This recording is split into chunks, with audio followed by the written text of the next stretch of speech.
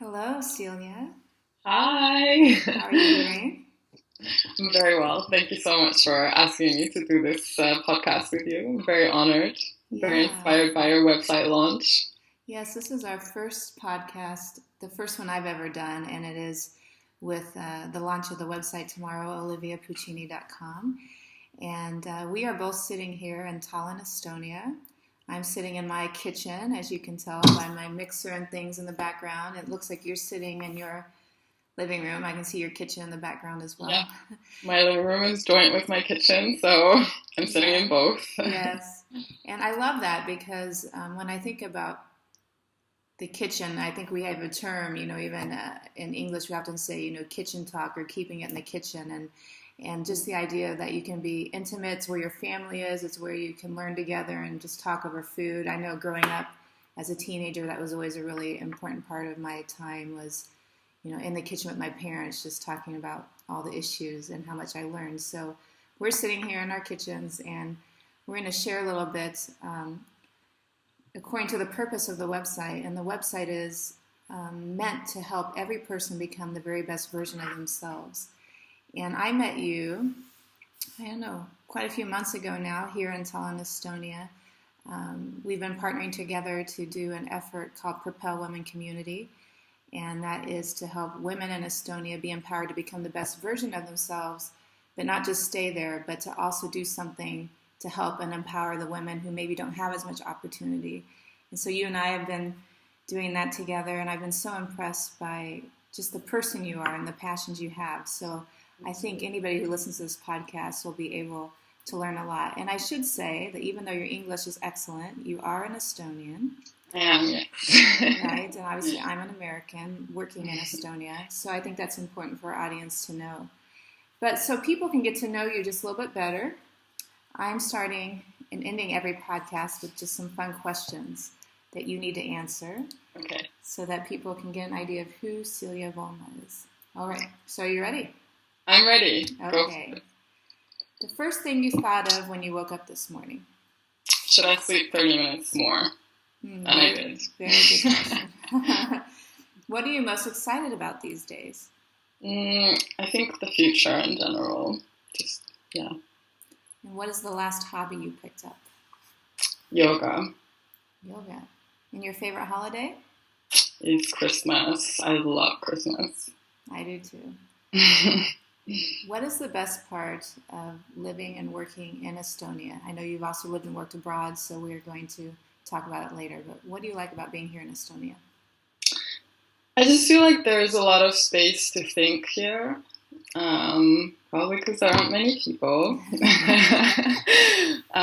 But also somehow like the air is very clear and people are very respectful of each other's personal space. And I mean, sometimes that can also be a little bit isolating, but when I think of the positive side of that, then it's definitely allowed my brain to expand a bit and not be so overwhelmed with marketing and advertising and just the number of people that exist in bigger cities like London, for example. Yes, that's good. Now, what are three words that describe living in Estonia to you? I think it's very peaceful. I think people are, people themselves are very peaceful, which makes the place peaceful. I think it's quite surprising sometimes. Like, I'm surprised at the experiences that I've had here and the people that I've met. Mm-hmm. And I think it's also challenging in a good way. I think it's challenging to live here and work here as well. Okay, hopefully we'll hear about that a little later. What do you miss most about your time studying abroad? For those who don't know, she has been studying abroad in the UK. So what do you miss most about that? I think I do miss this kind of very large international community that I have there. So there's an international community here, but it's definitely much smaller and less varied. And I do also miss the intellectual challenge. I mean, the places that I've lived in the UK have always been for education, so it kind of comes with the territory. And I don't have that here at the moment. So I do miss that as well. Well, you are finishing your PhD, so what is the coolest thing about being a PhD student working on your dissertation? Um, I think it's really the personal growth that I've undergone. Like this kind of project is a huge responsibility, and it's very long, and a lot of the times you're working by yourself, so you really have to get to know yourself and know how to motivate yourself and know like what routines work for you and what don't. Mm-hmm. But also you really, really, really have to believe in yourself. And that's quite easy to lose. Like you create this work, so like, you're creating, and it's like I find it quite difficult to take criticism for my PhD work more so than about other things that I'm doing because it's so like coming from my heart. Yeah. So you have to learn to really share your heart, but also accept the things that maybe people criticize about it, and still continue, still motivate yourself to go for it. So I think, I mean, of course, I've also learned a lot about research and the scientific process and all of this stuff, but I think the biggest gift in doing this PhD has been the personal growth that I've undergone. Good. So a little more personal question. If you could invite anyone over for dinner, who would it be? I think it would be the Dalai Lama. I really Wow. like, yeah, would love to have dinner with him. So that would be high pressure. What would you cook? I think I would cook some kind of a curry, like probably a vegan curry with coconut milk and sweet potato. That's Wow, that's always quite a tasty. detailed. No, it's like the easiest dish to make. um, Which is why I would cook it, but it's also really tasty. what would you talk to him about? I would be really interested on his views about education. Mm-hmm. So how he feels education is delivered at the moment, the topics that are covered and from like kindergarten all the way through PhD students teaching like me. And yeah, just what he feels like is lacking from the current system. Well, tell us a little bit about your history. How have you gotten on the path to what you're doing now? What are you doing now? So that everyone here can kind of know a little bit more about your journey. So at the moment, I'm in the last year of my PhD program at the University of Cambridge in the UK. Mm-hmm. My PhD is in public health, so most of my research revolves around preventing addiction and working with young people to change their daily habits so that there's less of a chance of addiction happening later in life. How I got here, well, it's definitely been a long journey, I think. As you mentioned at the beginning of this, I was born in Estonia, so I'm Estonian, both of my parents are Estonian, but we moved away from Estonia when I was 12 to Budapest in Hungary, and I think it all really started there because we moved in 1999, so it was a different time in Estonia, and we started going to an international school with my sisters and became a part of this international community in the world of slightly displaced children who grow up in different cultures to their parents. Someone even like coined this term "third culture kid," which that's definitely what I am. And yeah, my identity really changed with this experience of moving away from Estonia because I stopped being just like a local Estonian and I became basically like a citizen of the world. And yeah, after Budapest, I went to the UK to pursue my higher education. So I did an undergrad there and a master's, and now I'm doing a PhD there. Not all of them at Cambridge, but the PhD is at Cambridge. And in between my degrees, I've also moved back and forth between Estonia just to get to know the, like refamiliarize myself with the place that I'm from. Because at some point I really felt like I had no home, which was a horrible feeling. And I just really needed to kind of root myself somewhere. So what do you do when you feel like you don't quite fit anywhere? I think there are even people who've maybe lived their whole life in America who still don't feel like they quite fit anywhere. I know I have some Estonian friends who say that even here, that they've just never felt like they quite fit in. And you are that third culture kid that they talk about. For those who don't know, they have a home culture, they have the culture that they're being raised in, and when you combine those, you get a completely different third culture that is unlike anyone else. Yeah. So how do you cope with that? Not quite, maybe really feeling at home in any one spot. Well, I think I've tried different strategies. Mm-hmm. So I've tried becoming the person who, like, becoming a person like the people who are local to the place that I'm living, mm-hmm. and really like adopting their expressions, their values, the way that they see the world. Mm-hmm. So I've tried that, and that made me very unhappy because it's not often in line with what my values are or how I see the world, or they're not conflicting, but it's just not, coming from me. So basically I've tried to be someone else. So that didn't work.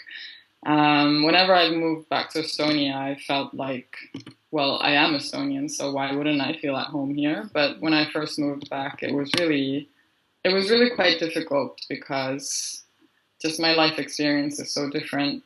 I don't know all the cartoons that everyone watched, I don't know all the TV shows or the politicians, and that's really the case in every place that I've lived. So you kind of miss out on this like chit chat about daily life and the media. Mm-hmm. And when I moved back to Estonia, then I kind of kept myself in the international community here, mm-hmm. for a long time because I just didn't feel like I fit in anywhere else. Mm-hmm. And I still feel like that sometimes. Like I feel like even though I've been here for a few years and have very good friendships and relationships with local Estonians, then when I engage with the international community, like with you, mm-hmm. then, I really feel at home. Yeah. So I think I've let go of the idea that I have to become an Estonian who grew up here and has only lived here, mm-hmm. and have just learned to accept that I am an international person and that's okay. Mm-hmm. And when I feel lonely or when I feel like no one understands me in the different places that I lived, then I usually seek out the people who have had a similar experience to me. So I seek out the people who also went to an international school at an early age, and I seek out the other third culture kids. And the community that exists amongst us is amazing. I can meet someone who I've never even heard of, and our paths haven't crossed at all. We haven't lived in the same place, but we connect immediately because we have had the same kind of experience. Mm-hmm. Yeah. Yeah, so ultimately you're saying that core has to come from just being at peace with who you are, no matter what culture you're in. And yeah, exactly. what sort of people you're surrounded by. Yeah. Now, what is your ultimate dream? I mean, this is a lot of study. No one goes into a PhD program just to do it. So what is your dream? What's the next step? What is the ultimate, if you could do anything with all this study and the investment you've made, what is it? I think my ultimate dream is to be in a position to lead research and not just lead it, but facilitate research and like public dialogue, mm-hmm. on topics that right now we really find difficult to talk about. So I think my dream would be to be in a position where I open up a space for not just the knowledge to be generated, but for anyone and everyone to be able to connect more authentically. What are the topics that no one's willing to talk about? Well, of course, from my own research, it's the drinking culture in Estonia. It's now, people are now talking about it a lot more because there's been so much work done on it in Estonia in the past 3 years. But it still makes people feel uncomfortable, and we don't really talk about how devastating the effects of it are.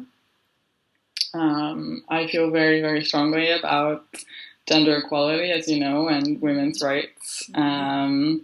And through my sister, I have really become passionate about increasing gender equality and really bringing awareness to violence against women, which no one wants to talk about that either. Yeah. Addictions, of course, that doesn't exist for some people. Yeah, I think those are the two main areas that I, at the moment, focus on most. I'm interested in your addiction research because I think we all know so many people who deal with addictions, and probably if we're realistic with ourselves, we each have our own form of addiction. Yeah. I know my mother was reminding me the other day that when I had a psychological test over 10 years ago, that the psychologist told me that I have a personality prone towards addiction, and which I didn't want to hear, of course. But now that I look back, through my blog, which is on this website, you can see I've dealt with anorexia. These are all things where you just go one step too far, and it's really hard to get yourself out of it again. So what do you have to say for those people dealing with addiction, not just to substance like, nicotine or alcohol or drugs, but what are some of the things you've learned that you think can be really empowering to all of us to get over those things that have a hold of us that we no longer want to be controlled by? I think ultimately addiction is about self-love, and I think at least from my work in Estonia and with young people in Estonia, the thing that could really help all of us in loving ourselves more and accepting ourselves more is just sharing ourselves more. So I think, especially in Estonia, there is a bit of a lack of willingness to be vulnerable, maybe, or to ask for help when you're struggling, or to share your just daily worries with people that you're close to. And this is a practice that really dilutes the effect of those worries on you. And also, when you share something about yourself that you don't necessarily like with someone and you get loving and positive feedback, it's much harder for yourself to keep hating those parts of you. So I think, I think addiction has a lot to do with self-acceptance, and I think how widespread it is says a lot about how little people share with others, or how little they maybe connect authentically and honestly with people who could support them. So how does self-love tie into addiction? Why is the lack of self-love cause you to be addicted to something? I mean, I think addiction is a very complex phenomenon, and it comes about differently in different people and manifests differently in different people. As you said, we all have some kind of an addiction, and it's just decided by some officials at some point in time what is an addiction that we pay attention to and what isn't. So substance use is an addiction that we pay attention to because most of it is considered illegal, whereas like caffeine addiction, no one really cares about. And people also talk about like good addictions and bad addictions, like, oh, it's good to be addicted to sports or exercising. But I think where the self-love comes in is that you like we all have parts of ourselves that we find hard to accept or that we don't want to face at all. Like we don't want to think about them.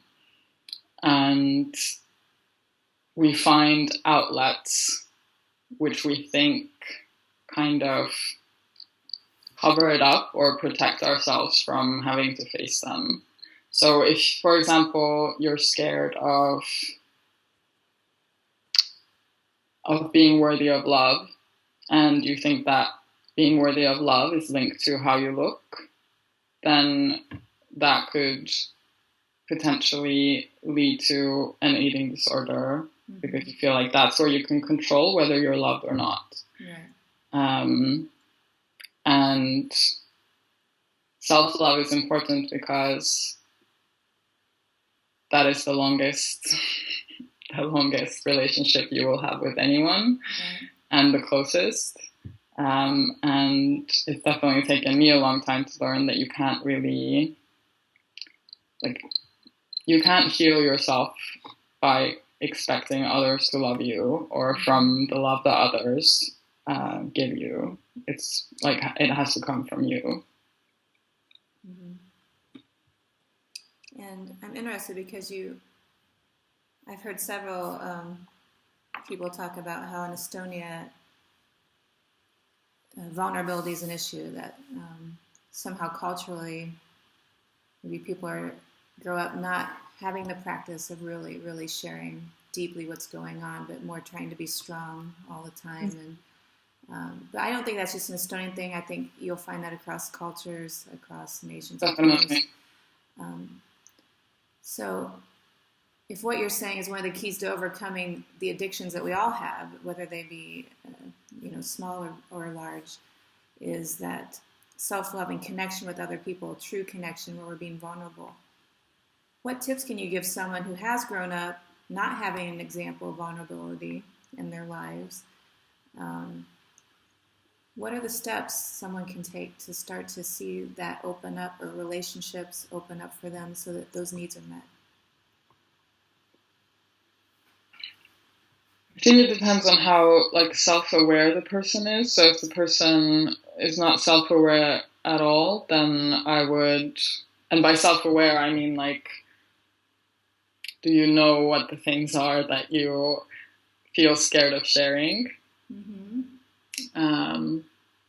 So if you think of experiences that you've had or actions that you've taken that you're not really happy with, or fears that you have about yourself, about your loved ones, about life in general, I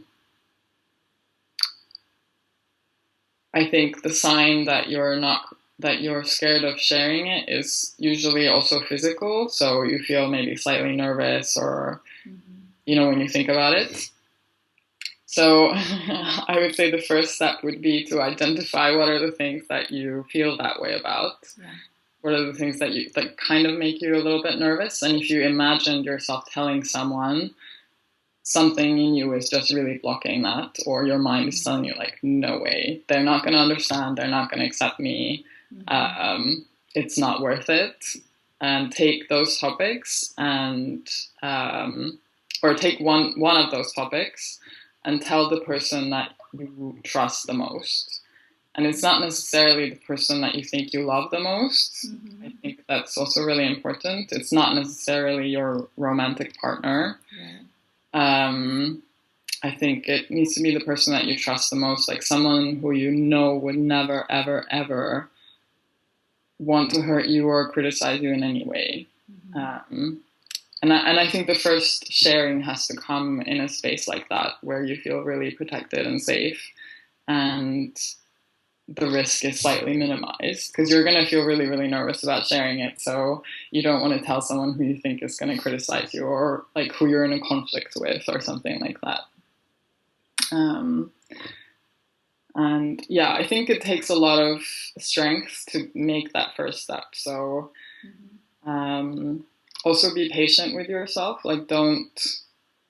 If you feel okay, I'm now with this trusting person and I really should share this because I want to start sharing more, but it doesn't come out, that's fine. It just wasn't the right time. And there has to be like a balance between kind of overcoming your boundaries of sharing and doing it when everything in your mind and body is telling you that it's not really the moment. Yeah. That's powerful. I myself have been doing some research about how important it is to pay attention to the emotions you have, and you're touching on that. So many of us are taught, from the young age when we fall down and we want to cry that, toughen up, to pretty much, hide our emotions to be more socially acceptable. But in that process, we somehow lose touch with what's really going on. And so if we can pay attention even to the feelings we have that maybe we've learned to not even show, but, like you said, pay attention when you feel nervous, pay attention when you feel scared, pay attention when you feel mad, and then take a few steps back to look at what the circumstance was and what the thoughts were. And that's usually where the issue is, that you really have to deal with it. And so I think even if we are from a culture or home where we were taught to stuff down our emotions, we have to, in order to be whole and healthy, be brave enough to really face them, and then, like you said, find someone to walk through those with. Yeah, I absolutely agree. Actually, I'm glad you brought up emotions, because I've been reading this book, Letting Go, The Pathway of Surrender. Have you heard of it? No. It's by David Hawkins, and a friend of mine recommended it to me, but it's all about how like the things that are going on in our mind, or the patterns that are going on in our mind, and the analysis that we give to different situations in our lives is really rooted in the emotion that we have repressed. And because we're, as you said, we're not taught to recognize emotions, let alone express them or know what to do with them. Mm-hmm. That's really where the first step is just observing yourself. You don't even need to do anything. If you're not ready to share, if you don't know what to share, if you think you have nothing to share, don't do anything. Just live your life, but slowly start observing yourself and noticing how you feel physically in different situations and with different people, and what are the thought patterns that keep recurring. Just be open to learning about yourself. Yeah. You're right. The process requires a lot of grace. I know through a lot of counseling I've done, the counselors will say you'll take 3 steps forward and 2 steps back. Mm-hmm. A lot of people give up then, but you have to realize that you're still at least 1 step forward than you were when you started. Yeah. And if you keep on that progression, even though you go 3 forward, 2 back, 3 forward, 2 back, little by little, you're gaining progress. And to have that grace on yourself in the midst of that. So, what are some habits that you have in place that help you stay healthy, like we're talking emotionally, spiritually, physically, that allow you to function? You're studying a lot, you're pursuing your dreams, but what are those habits, those core things that you have in place that allow you to do that? I think for me, yoga is really the answer to all of those things. Uh-huh. I've had a yoga practice on and off for quite a few years, and in the past year and a half, I've started a regular practice. Mm-hmm. And it really, I can be very anxious. I have a lot of anxiety, so I try to keep to a routine of doing yoga 6 days a week, where sometimes it's only just for a few minutes when I step on my mat, and if I'm too tired to do any physical postures, I'll just meditate, or I'll just stand there. Mm-hmm. And just standing there makes me feel a little bit less anxious. But I try to do the physical practice as often as possible, because it really just keeps me in a physical state of relaxation throughout the day. So I feel calmer and I can be more productive that way. Mm-hmm. And that also directs what I eat. So I eat mostly a vegetarian diet. Sometimes I eat some fish.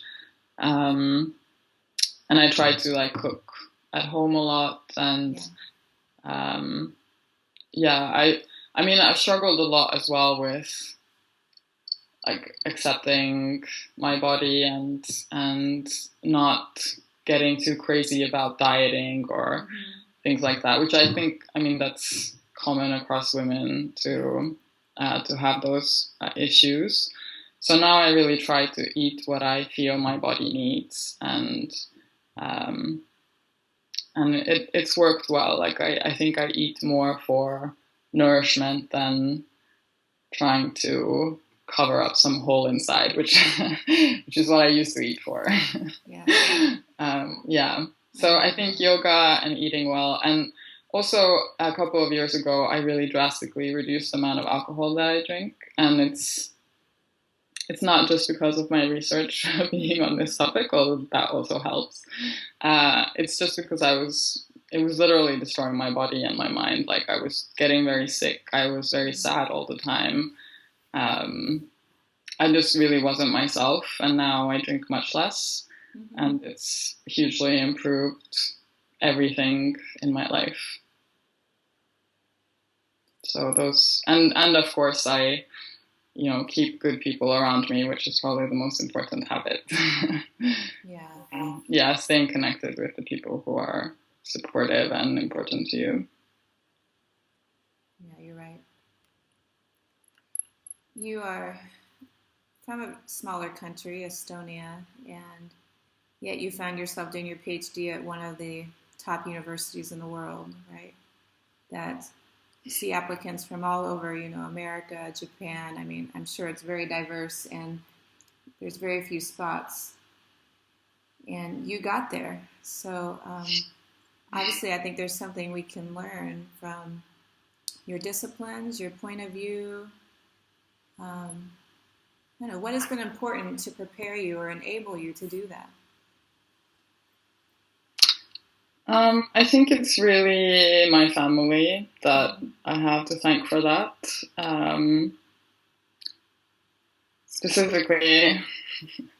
Specifically my sister, or my younger sister, because she was already at Cambridge, and she has always been this force in my life who really knows when I'm not living up to my full potential, and is very encouraging in like the most loving way possible, to get me to see that myself. So I had actually given up on my dream of doing a PhD. And she really kind of snapped me out of it and encouraged me to apply, and was very supportive throughout the process, which is very stressful and very rigorous. But I think earlier than that, my PhD supervisor actually told me when I arrived at Cambridge that the reason why they picked me is because I seemed like I'm very independent and I can think for myself. And that I think anyone can learn, definitely. I mean, I've lost it at like different times in my life, and then like found it again, or like had to redevelop it or whatever. But it definitely, for me, comes from my upbringing and my family.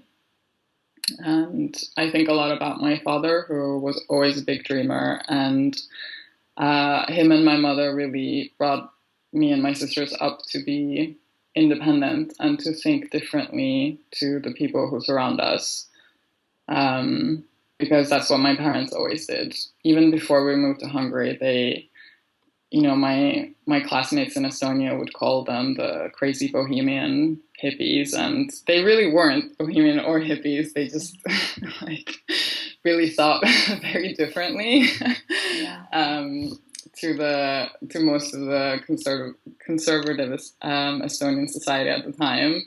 And even when I was a small child, I realized that they were somehow different. But in me, it's instilled this belief that that anything is possible, and it doesn't matter where you come from.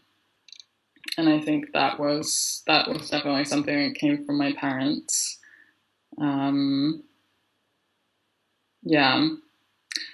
And my dad also told me that communication and being able to connect with people is the most important thing. So I think that's what I have also tried to do. And getting to Cambridge was has also been a result of that, because if I wasn't connected to my sister, or if I wasn't connected to my family, if I didn't have the courage to connect to my potential supervisors in Cambridge, then none of this would have happened. And yeah, I think in some sense it helps to be from Estonia, because we haven't had such a distinct social hierarchy here yet. Mm-hmm. So I grew up with the belief that everyone really is equal. Mm-hmm. And my parents really did nothing to correct me on that. So so that's helped a lot. But I think, now I spend a lot of my time encouraging other people to go to Cambridge. And last year, a friend of mine from Estonia started her PhD with my supervisor. And I really, really believe it's possible for anyone to go there, or to a similar school anywhere in the world. You just have to start. And I applied to Cambridge before I got the PhD, so this wasn't even my first. It wasn't like, the first time I applied, I got in. No, I had applied before and I didn't get in, and so I applied again. So you didn't give up. Yeah. And then once again, you're just speaking to the importance of whom you surround yourself with, and what they speak into your life. And some people aren't as fortunate as you are, or I am, to be born with some parents who really did teach those things. And I think it still shows the importance that no matter where you come from, you can always make your circle. You can always choose who are the people speaking into your life, and how that does in those critical moments really propel you forward or keep you back. And just like your sister. Yeah, and I've also spent some time, not being so connected to my family and my sisters, and being with people who, not for like any fault of theirs, but just the environment that we created together wasn't the best for me or for them, I think. Mm-hmm. And I think it's taken me some time, definitely, to realize that again, like, you don't have to keep everyone so close to you. Mm-hmm. And that doesn't mean that you can't be loving towards everyone, or that everyone, isn't equal. I think we all have different people who support us in the right way, and it's important to not get too stuck on like how long you've known someone, or who they are to you. Like, maybe, I don't know, maybe if your parents aren't very supportive, find the people who are. Right. Isn't there a quote, like, if you want to know who a person is, look at their friends? And I think it's so true. Yeah. It's really, really true. We all have the power to choose who we let in, still while loving everyone. But who do we give a spot at the table of our lives to have a voice? Yeah, exactly. Well, I'm going to ask one final question that I always ask whenever I get a chance to meet with anyone that I feel is kind of a mentor or kind of ahead of me in life, that they would have something that I can learn from. And here you are. There are people who want to follow in a similar path as you, maybe in education, but maybe even as a person, with the openness you have and the vulnerability that you've developed. So I'm going to ask you this question. If you would give one or two important life-changing pieces of advice to our listeners, so if you had a chance to go and speak to the 16-year-old Silja, what would be, the one or two most important things that you would tell her in order to really succeed in life? I think I would definitely tell her that actions matter more than words. Mm-hmm. That goes both for yourself and anyone around you. So, I think you should judge yourself by your actions, and you should judge others, if you're going to judge anyone, by their actions, right. Not by what they actually say. And I think I would also think to emphasize that, like when we were talking about learning to listen to your emotions or to understand your emotions, I think the most important piece of advice that I've ever had that has completely changed my life is to learn to listen to my body and my physical being more than what my mind is coming up with in any given moment. And this is not an easy thing to do for someone who's in academia. Yeah, because all I do is read words and think about words and ideas and concepts and theories. So I theorize a lot about myself and my life and what's happening to me and why.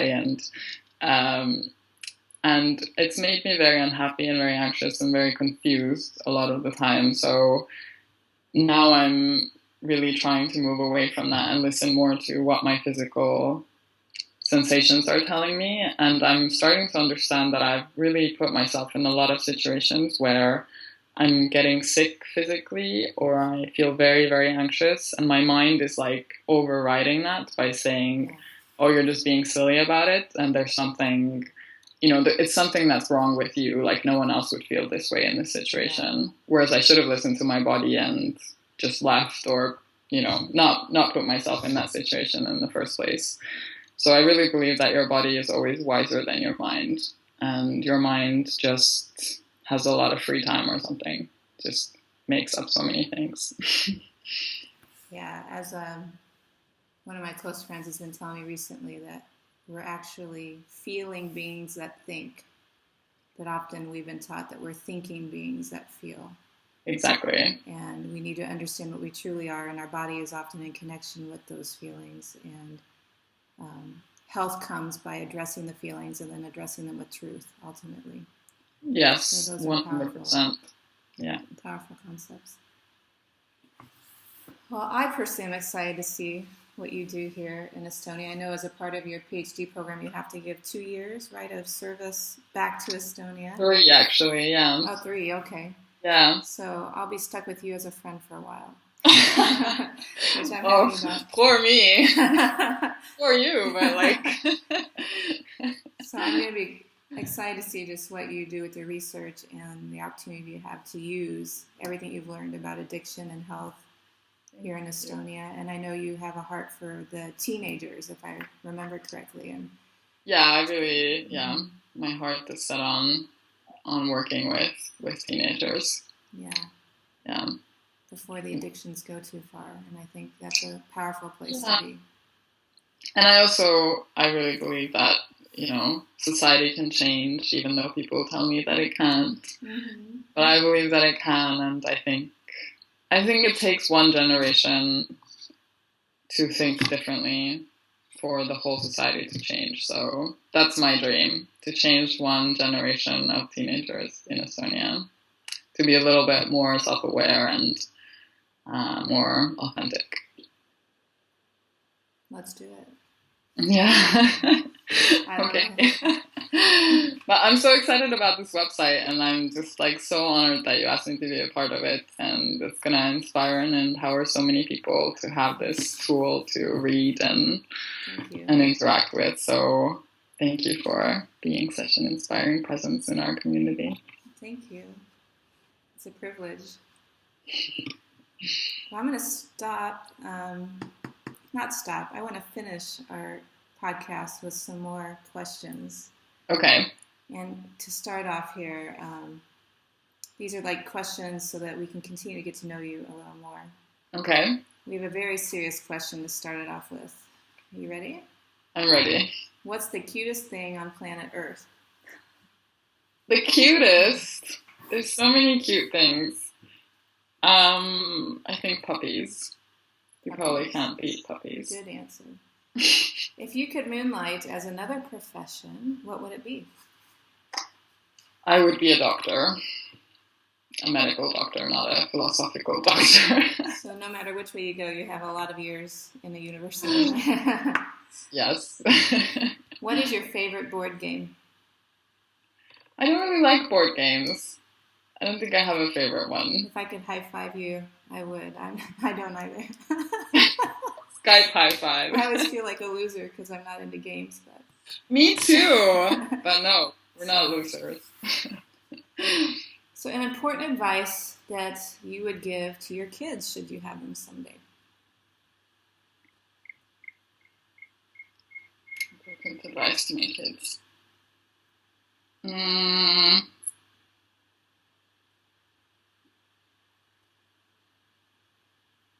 I think I would just probably repeat the actions is more important than words. Learning. I think it's really, really critical. If you were forced to play one song on repeat for the rest of your life, which song would it be? For the rest of my life? You're on a desert island. A long time for one song. You're on a desert island, you only have one song. What would it be? I would probably Shut Up and Dance by Walk the Moon. Oh, I like that one. I love it. If your life were a song, what would the title be? The only constant is change. What band, past or present, would you be a groupie for? Destiny's Child. That's unexpected. What? Come on, they were... You and Beyonce. In my heart. What was the last book that you read? Chasing the Scream by Johan Hari, which is also about addiction and or drug politics, or specifically U.S. drug politics. Very, very interesting. What is an experience in your life when you felt the most nervous? My dad's funeral.